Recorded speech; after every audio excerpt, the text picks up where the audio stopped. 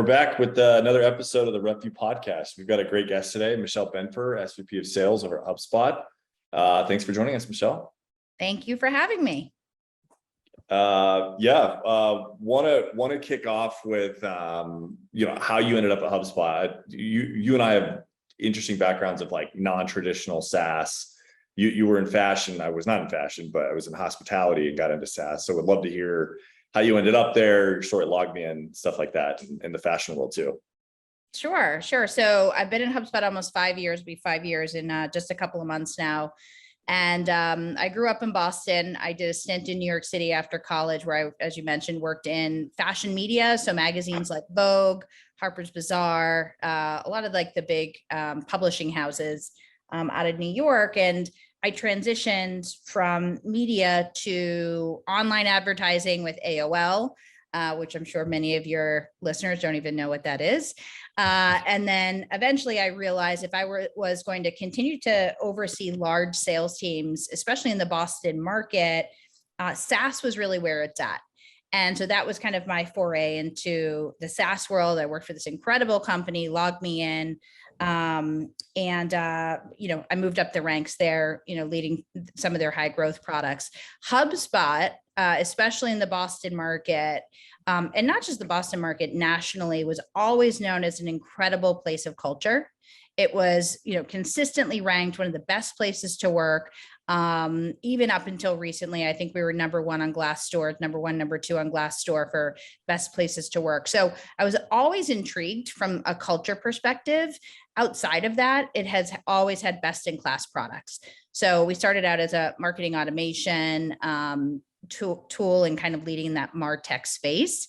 And then I met with the founders, both Brian Halligan and Dharmesh. And when I started, they told me this vision for really being the core CRM globally, especially for SMB mid-market scaling companies. So when I saw that vision, I said, I want to be a part of this. And the company is only really more than tripled, quadrupled their growth since I've been there. So when I arrived 5 years ago, it was about 500 million in revenue. We just had our earnings call and, we're just a little shy of 2 billion right now. So it's been incredible growth, great culture. So those are some of the reasons why I joined HubSpot. You mentioned that it was like a conscious effort to go from media right into SaaS. It sounded like, right. We come across so many people, maybe not quite that have had the experience and seniority in sales broadly as you did, but maybe even earlier in their career that are trying to get into SaaS. Was there anything that you remember like that you did strategically to position yourself to make that jump? I don't know what at the time, what the hiring environment was like or what the demand was like from a talent perspective. But maybe just dig into that just a little bit. Like you knew you wanted to make the jump. You knew that was a better path or whatever. Like was there anything that how'd you approach that transition? I'll give you the real answer and then I'll give you like what the professional answer is. The real answer is a little fake it till you make it. Yeah. And what I mean by that is I didn't know the ins and outs of the SaaS world. And so I did a lot of research. I went to, the LogMeIn Wikipedia page, and I learned about, some of the terminology they used about what made their technology unique and different. One of them was like the Gravity platform. I had no idea what that meant. But when I was in my interviews, I said, I'm really intrigued by your Gravity platform and how that, uniquely positions LogMeIn versus some of their competitors. What that means, I had no idea. But Wikipedia told me that, right? But one of the things I've learned in SaaS, and I would say this for any of salespeople, you don't have to know all of the ins and outs of the technology, but you need to know how the technology uniquely positions the company against their competitors. So I think as I was making the transition, I wanted to understand, what is the product market fit of this company? Am I going to show up there and are we an underdog, which I love working for an underdog, number 2 in market, maybe number 3 in market. That to me is a ton of fun. And am I going to be able to be, added value to the culture? And then I'd say the last piece, which has carried me throughout my career and would be my advice to anyone is, have confidence in yourself and your ability to learn, have confidence in your ability to be uncomfortable, but to take on new challenges. And that's the part for me that, if you don't have that pit in your stomach for almost every job that you're taking, you're not growing and learning. And so I approached it as like, I walked in at Log Me In, I was overseeing 6 men who many of them had been at the company 5+ years, leading sales teams. And I was coming in to tell them how to do their job better. And I had never worked in that industry and I had never done their job. So talk about being, a little bit of imposter syndrome. Mhm. So that transition was really, I have the confidence in myself that I can figure it out. I've figured things out before that I didn't know the answer. And, just understanding how this company is uniquely positioned and can I bring it to market and am I going to have fun doing it? So that was kind of my approach. Wow. That's so love that. And then let me just dig in on the, okay. So you had like a couple strikes going, right? The gender thing, lack of industry experience thing, right? The experience in that company thing, when you're saying 6 men that had all been there 5 years, how did you, it's all about like, right, they have to trust you, right? And trust that what you're putting out there for them will lead to greater success for themselves. And until you can get that, it's kind of like you always have a pit in your stomach about the people that work for you if you feel like maybe they don't. How did you get, how long did it take you to build that trust? And were there different things that you did? Like, that's an incredible, like something I think a lot of people would gain value from, is coming in as a new manager. And any one of those things, whether it's a woman coming in to lead men, whether it's not having industry experience, whether it's somebody that has way more experience, any one of those things sets you back, right? And you had like a trifecta of hurdles to jump over. How did that work out? What did you do? Yeah, I'll add one other curveball to that. I found out walking in the door that I was pregnant. And so I was starting a job and I was at the time probably 4 weeks pregnant, and then had to tell them within 8 weeks that like, I'm going to start getting fatter and you're going to wonder if I'm really stressed out or what. And it was like, actually, I'll be leaving in about 7 months to go have a child. So that was another pretty awkward one. But I mean, in the end, I think, we're people and we're humans, and you gain trust by getting to know your people. And for me, getting to know my team and how they work is, I start with data. That's like my go-to. It's black and white, and being able to understand trends and how are the teams working and what are the ins and outs of, deal size, lead conversion rates, customer retention, what's the activity that, reps are doing today? Is that working? What are the best reps doing? Is it the most activity? Is it the least activity? Is it that their deal size is higher? So the landscape I start with is learning and trying to understand.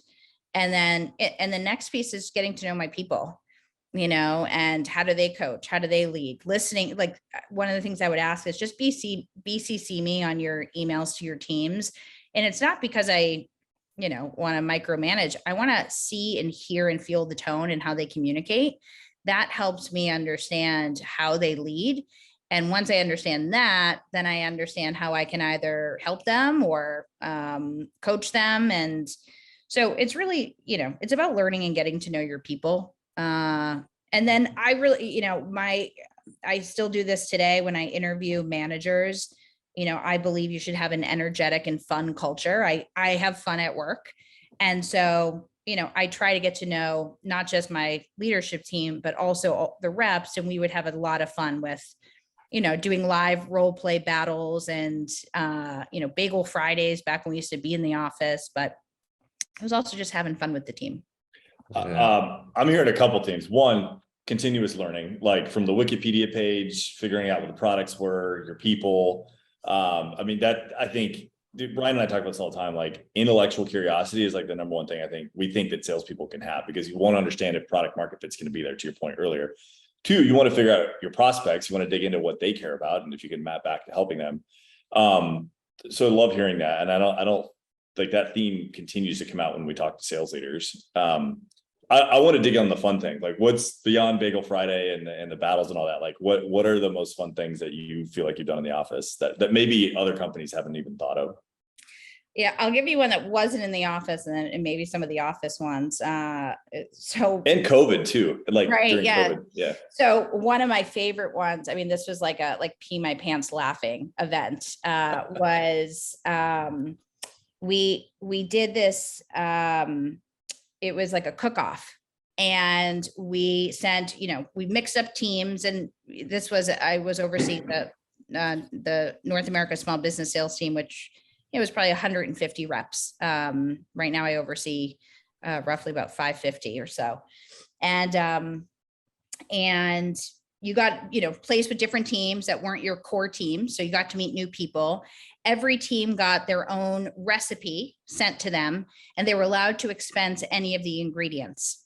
So then you'd go off with your team. It was about a 2-hour session, and everyone was able to expense like a bottle of wine and the ingredients. Those were the two things that you could expense. Which could have been an ingredient too. It could have been an ingredient as well. It was used, I think, not for the food though.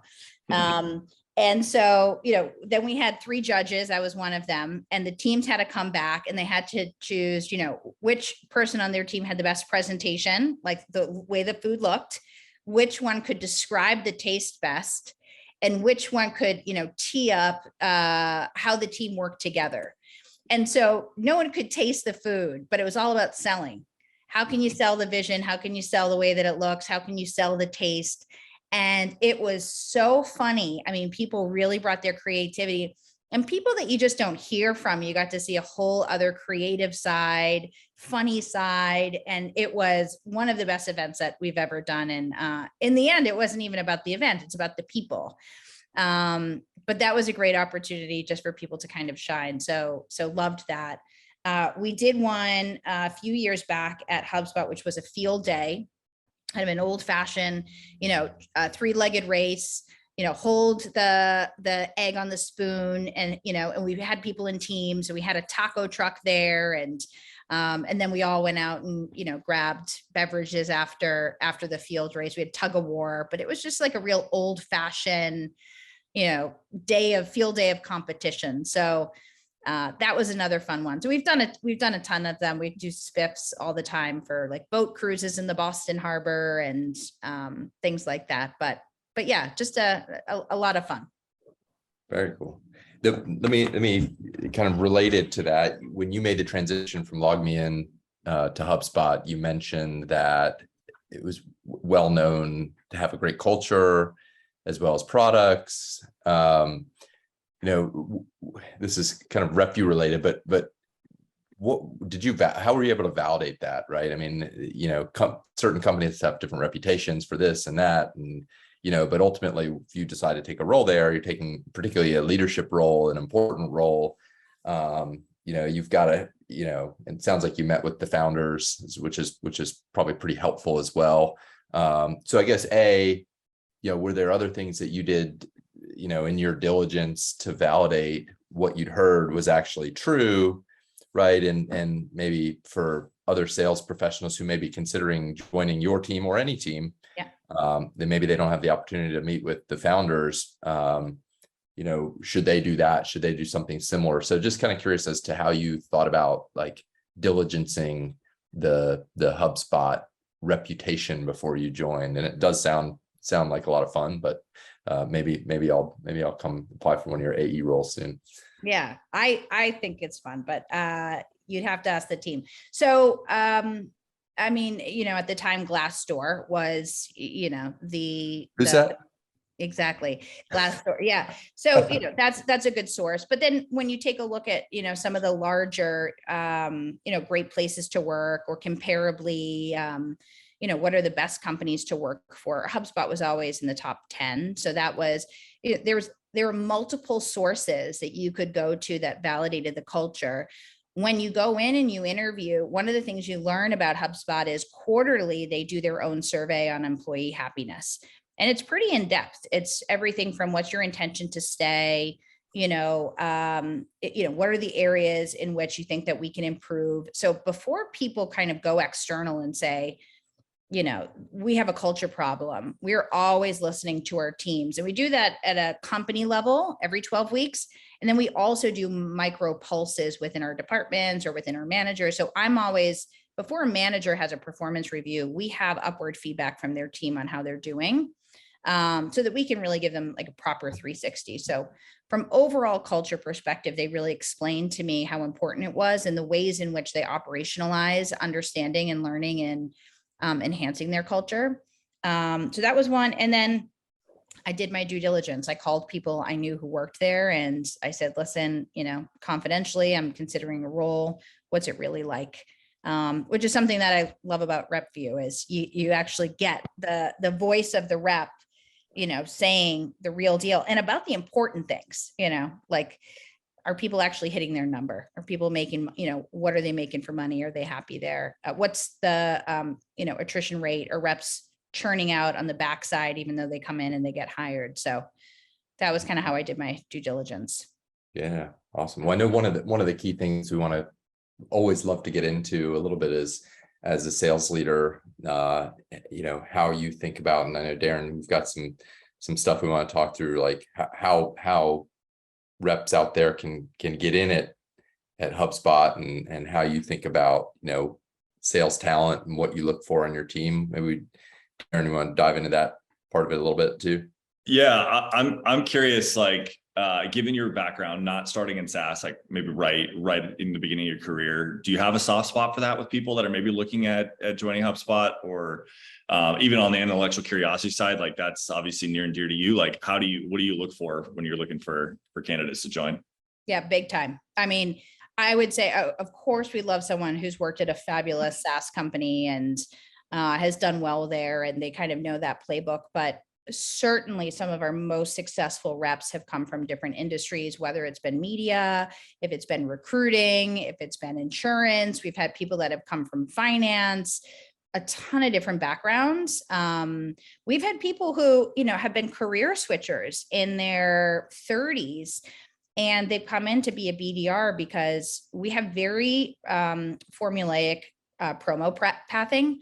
So we can show people, this is the percent who come in as a BDR, and within the next year, 2 years, 3 years, on average, this is what your growth can be from a OTE perspective, your on target earnings.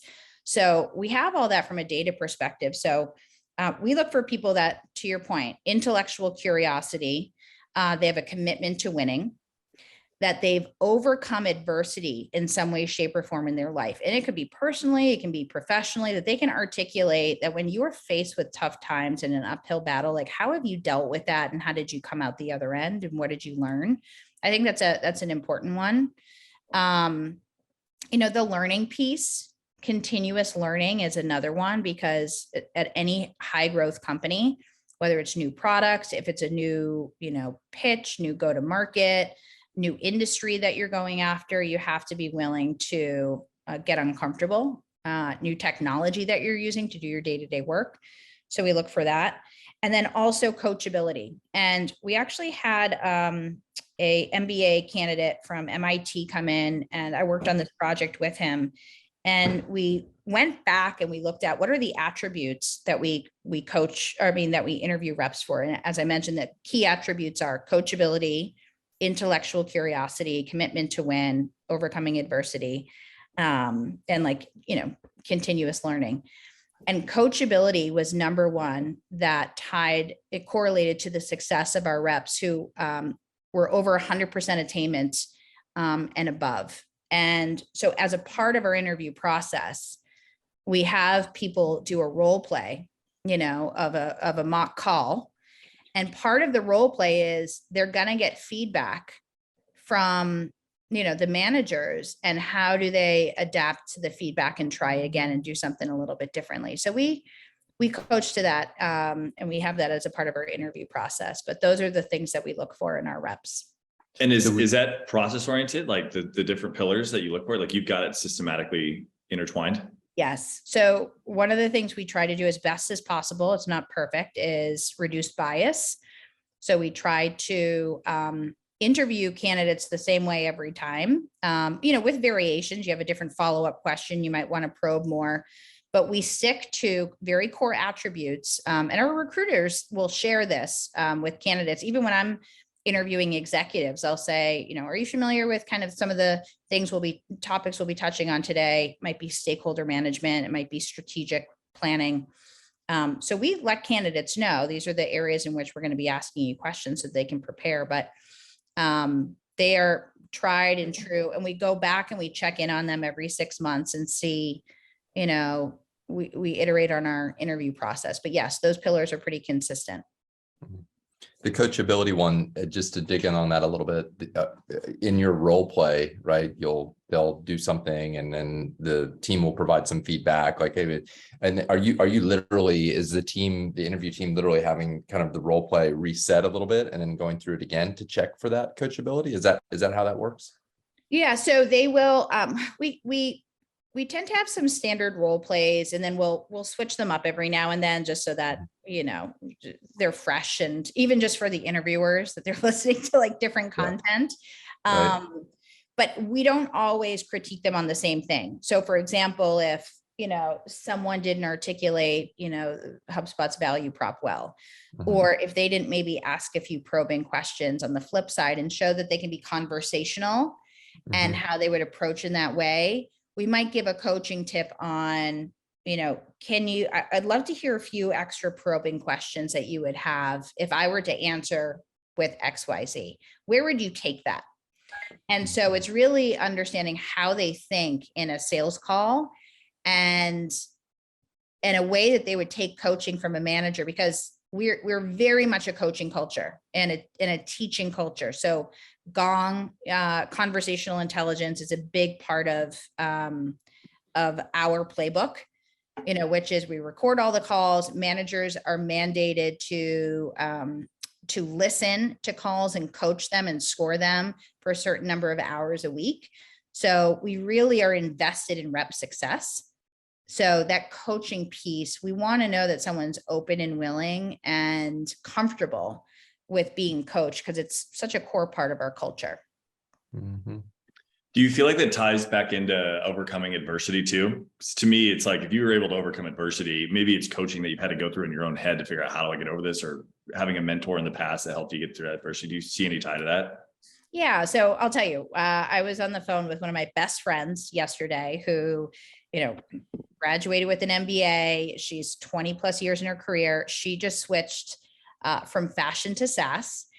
She's not in sales, and she got feedback from her boss that, she kind of submitted some work that was subpar, and, she was crippled. She's like, oh my gosh, am I going to lose my job? And, as we, and just, really was in a state. And I said, you got a piece of feedback, it's just about kind of take it, adapt. How can you do better? Learn from it and like move forward. And, so much of sales is a mindset, and really, I guess any job, but, can you take the feedback and not take it personally, kind of remove yourself and your ego from, and that personal connection to your work, and saying, oh, actually, I said something, I can change my talk track. This could be better. And it's not about you. It's kind of about the content and the work that you're doing. So that adversity piece, being able to take criticism that's constructive and not be crippled by it. And also, listen, like, there are good months, there are bad months. Demand, switches. Sometimes you might be in a territory that the buddy next to you has a, hotter territory than you do, but you got the same quota. You got to figure out how to get there. You can't just say they have a better patch than I do, and I can't hit my number in the same way that they do. So like, how do you figure out a path, overcome that adversity, and do it with, optimism and a willingness to work on getting better? So that's kind of the way we think about it. I like it. Yeah, the overcoming adversity. Yeah, it's the external piece too. I was going to point out, right? It's not not just the internal feedback from the manager, but getting told no, 40 times in a week, right? Yeah. Like, if you can't, if you can't sustain that, maybe 50 times in a week, depending on if you make 55 calls instead of 45 calls, you're going to get told no, 52 times. So need outlets, gotta have outlets, gotta blow off steam. And I'd also say, we show a bunch of our managers. I mean, we have managers on my team, directors who were on performance plans when they were reps, and we have formulaic performance plans. And it was, people come out the other side, and you either decide to fight or you decide to fly, I guess. But it's, and that's a real human reaction. Am I going to fight here and like come out and do I believe in myself? In the end, it's, do you believe in yourself that you can overcome this? And that's the piece of overcoming adversity. Can you articulate that you face something before that you got to get on the other side of? And some people have super compelling personal stories that if they feel comfortable sharing, and some of them are professional, and some of them are like kind of lackluster. Like, I got a B in a class and I wanted to be an A student. And you're like, oh, I don't know if you really have that bite yet, that like you've had to face something really tough. I wanted to go to Harvard, but I only got into Yale. Exactly. Let's get into like how you get candidates in the talent funnel. Like, what does that look like with HubSpot? Obviously, you've got a product that people use, and you've probably hired some people that have been users, which is awesome in that regard. But like, what does it look like just getting candidates in general? So we have the good fortune of having a great, employee brand and culture and benefits and all of that. So I do think that from a like employee branding perspective, we have a whole team that kind of helps bring in, put out that content. So we have a ton of inbound interest from our candidate pool. So that is great, but it's not always easy to break through. And we have recruiters who read every resume and they look to see who's a good fit. And I'll tell you, I've sent them people who are good fits before and they've rejected them. And I've had to go back and say, no, really, like maybe this resume doesn't speak to, why they would be successful. And I can give them that feedback. But so inbound is one. And then the other piece is, we still do some targeting. We know there are great companies out there. They're not all SaaS. They might be, if it's, a media company, but that will target specifically and have some of our recruiting sourcers target some talent and look that way. Cool. And then of course we also do, referrals from our current network of employees. Mm-hmm. And we do podcasts with RepVue. That's the latest one, I guess. What, Ryan, go ahead. I'll kick it over to you. What do you got? No, I like that. I was just kind of wondering, like, when you said, there's certainly examples of the recruiting team missing one that you like, is that related to maybe like you see something in the background, overcoming adversity, or you like, how do you like, I mean, I think you're probably, your guys are growing really well and HubSpot's doing fantastic. So there's a lot of alignment going on there, but in that micro case of misalignment, like what's an example of that? And I think this will help the people that listen to this call. I think a lot of them are like potentially interested in working at HubSpot. And so maybe it would help them a little bit to like framing who they are and their background and their LinkedIn profile and things like that. So what is maybe an example of somebody that there was some misalignment? You were like, oh, we need to talk to this person, and TA team is maybe like, Yeah. So I actually kind of asked them this just recently, and some of the things they look for is core numbers. So, they hit, X quota, this is their percent. So there were I know a bunch of companies that I can talk about kind of how we craft our sales plans in a second and rep attainment. But there are some companies where 80% attainment's really good. Maybe 90% attainment's really good. Whereas if a recruiter comes in and they see 90% attainment, they'd say this person, stinks. And so how do you articulate, like, I was 90% attainment, maybe it's, I was the top five reps on my team, or, at the company, or, for X number of quarters. It is those stats that are kind of undeniable and helps articulate and benchmark you against others in your company. So I was 110% attainment. doesn't mean anything if everybody else was 125, right? So like the recruiter doesn't know what that means in relation to your company. So being able to articulate that, definitely how you rank among your team. If you've had specific accolades, if it's President's Club, things of that nature obviously helps. For some of the intangibles, as I mentioned, like this person is hungry, this person, I'll tell you, there's a candidate I brought in recently who none of the stats really would have been compelling to the recruiting team, but she was very entrepreneurial. She had a day job, and then at night she had, kind of her side hustle was she had crafted a community website, and she was able to get advertising for that website. And she created community events of hundreds of people that gave back to families, and, also had a huge following on Twitter. And it's that stuff is super compelling. And we'll take that entrepreneurial spirit, we'll take that hustle, we'll take that willingness to go the extra mile to do something you're passionate about. It's just being able to package that up. And you can do that by, yes, writing a pretty compelling either micro cover letter, even though my recruiters say they don't read a ton of them. They don't read a ton of the cover letters. But I have people, and please don't have everyone do this, but write me on LinkedIn, and that compelling story comes through. If it's a manager at a company, if you see it's a VP of sales at a company, cutting through and say, I'm going to be your next best rep. And here's why. That's the stuff, that's the intangible that makes for great salespeople. That's different than just, I was 110% to my number. You can't turn on the fire in people. They either have it or they don't. And that kind of message to you is like how you, to your point, like how you show that off. Otherwise you just pass it on and move along, but the DNA. Yeah. Exactly. Yep. Yeah. Great salespeople can be put in the wrong org and never hit their number. Right. Totally. Been there. Not fun. Yeah.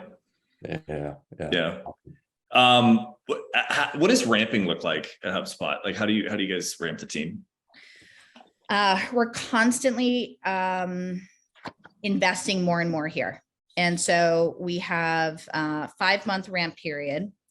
It's a very deep, intense hand-holding ramp, onboarding and enablement. So what we want is for people to feel as though they get their sales MBA from HubSpot, and not just when they're ramping, but also as they work here.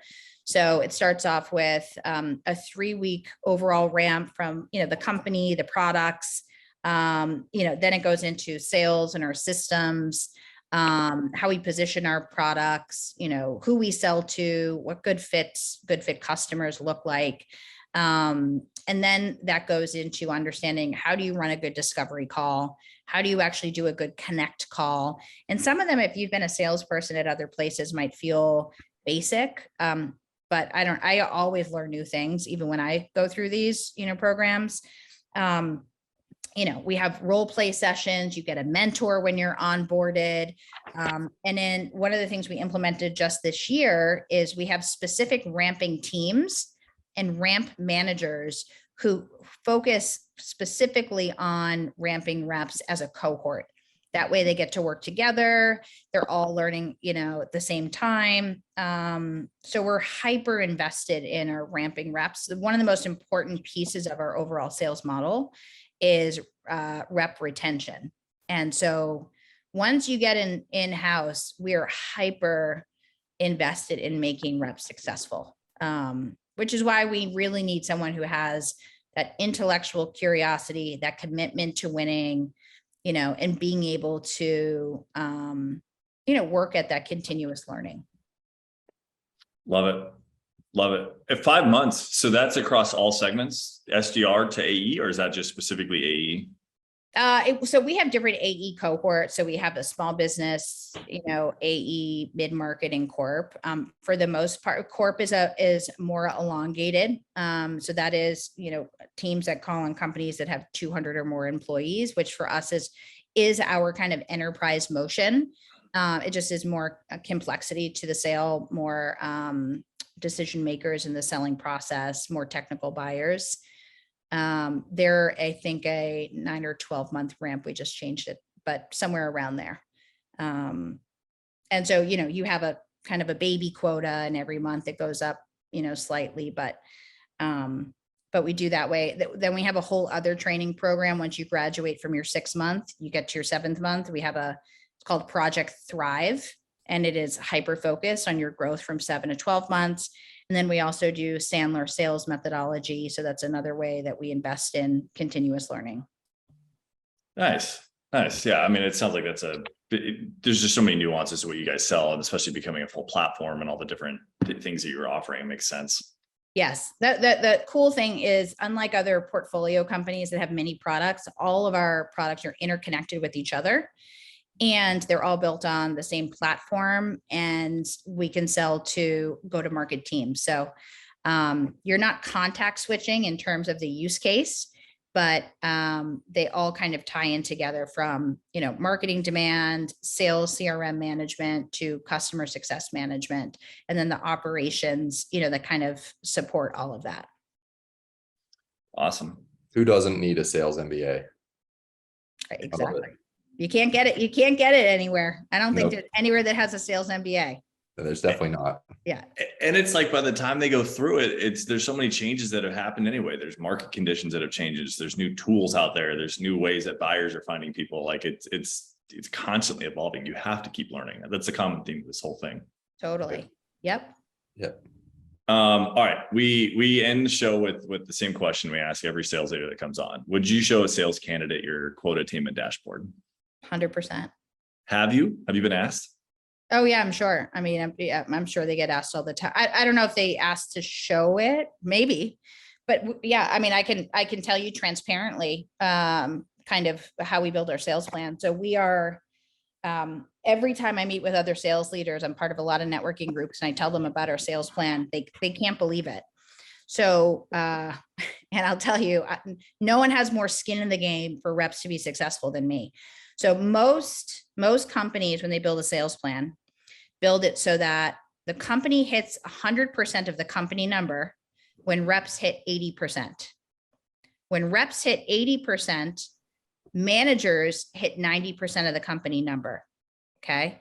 So it's if the reps hit above 80%, that's gravy for the company.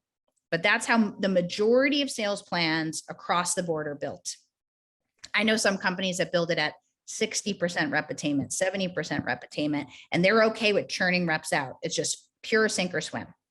We build our sales plan on average for it to be 110% of rep attainment. The company hits our number. So if reps are not hitting 100%, we are missing.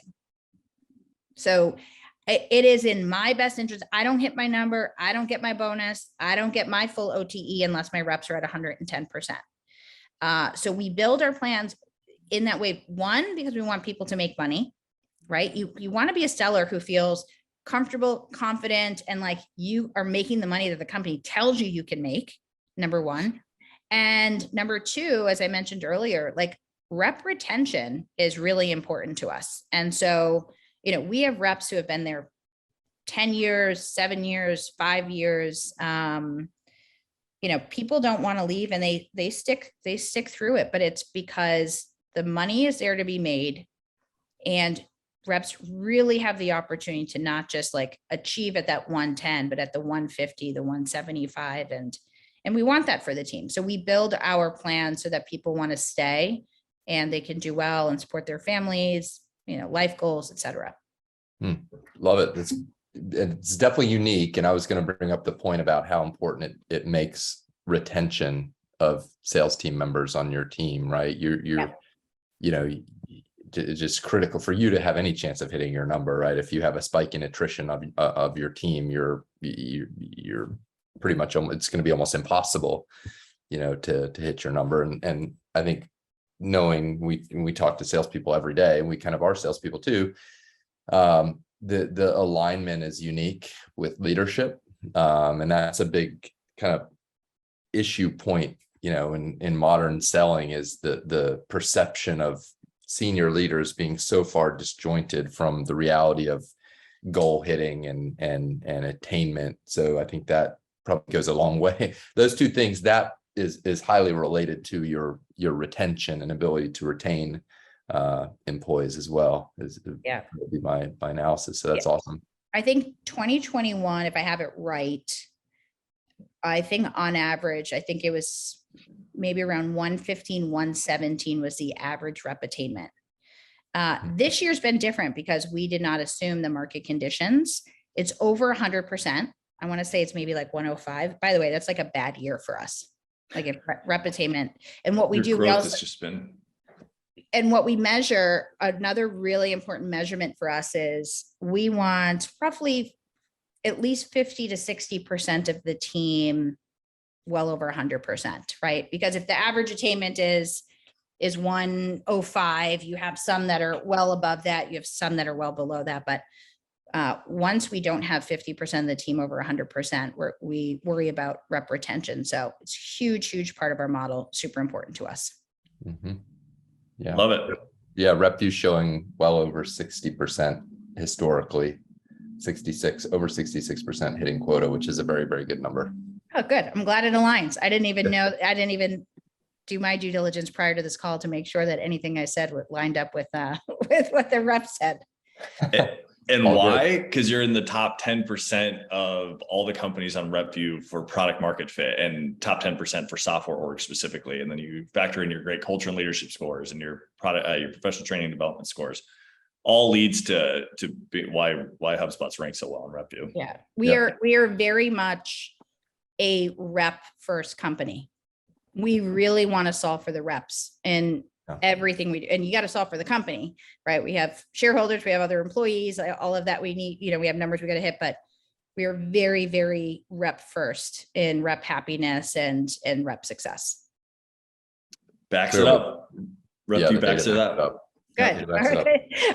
I'm glad. By the way, I live in RepVue. I just didn't look at it to remind myself prior to our chat today. Yeah. All good. All good. Thanks for coming on, Michelle. It's great chatting with you. Thank you for having me. I really appreciate it.